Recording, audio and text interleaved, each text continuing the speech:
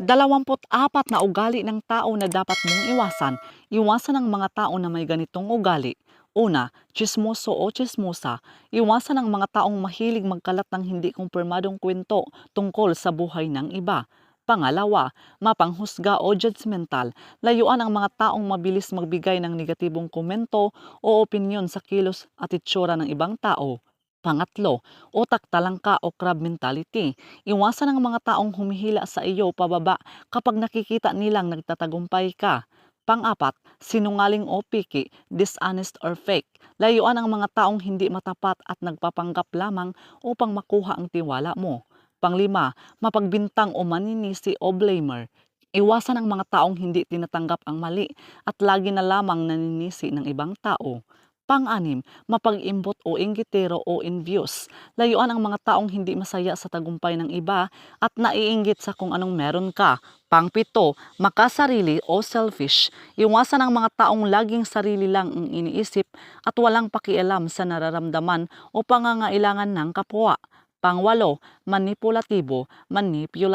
Layuan ang mga taong gumagamit ng panlilinlang o guilt tripping para makuha ang gusto nila. Pangsyam, palautang na hindi nagbabayad. Iwasan ang mga taong mahilig mangutang pero nagagalit o nagtatago kapag siningil na. Pangsampo, taong hindi marunong mag-sorry. Iwasan ang mga taong sobrang taas ng pride na kahit mali na ay hindi kayang magpagkumbaba. Panglabing-isa, pabago-bago ang isip o walang isang salita. Layuan ang mga taong hindi mapagkakatiwalaan ang sinabi dahil laging pabago-bago ang desisyon. Panglabing-dalawa, mapagkunwari. Iwasan ang mga taong iba ang sinasabi sa harap at iba rin ang ginagawa sa likod. Panglabing-tatlo, user, mapagsamantala o taker.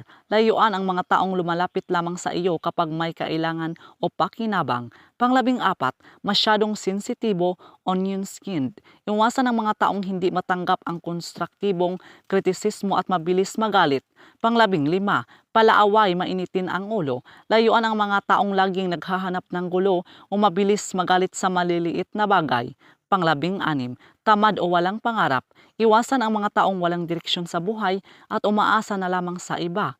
Panglabing-pito, nagmamataas o mayabang. Layuan ang mga taong itinuturing ang sarili na mas magaling o mas mataas kaysa iba. Panglabing-walo, matakaw sa papuri o atensyon. Iwasan ang mga taong kailangan ng sentro sila lagi ng attention grabber. Panglabing-siyam, walang respeto sa oras o laging late. Layuan ang mga taong hindi marunong mapaghalaga sa oras ng kapwa sa pamamagitan ng laging pagiging huli. 20, gaslighter. Iwasan ang mga taong pinapaikot ang katotohanan para pagdudahan mo ang iyong sariling kaisipan at memorya. 21, walang utang na loob. Layuan ang mga taong nakalimot sa tulong na ibinigay mo sa kanila noong sila ay nangangailangan. 22, mapagbintang. Iwasan ang mga taong iba-iba ang mukha at nagtataksil sa tiwala. 23, dramatiko o drama seeker. Layuan ang mga taong laging naghahanap ng gulo at drama sa buhay. 24, energy vampire o negatron. Layuan ang mga taong laging negatibo ang pananaw sa buhay na nakakaubos ng lakas at ligaya mo. So yun lang po mga kaibigan. So please do subscribe and hit the notification bell para ma-update po kayo sa susunod na mga videos. Maraming salamat.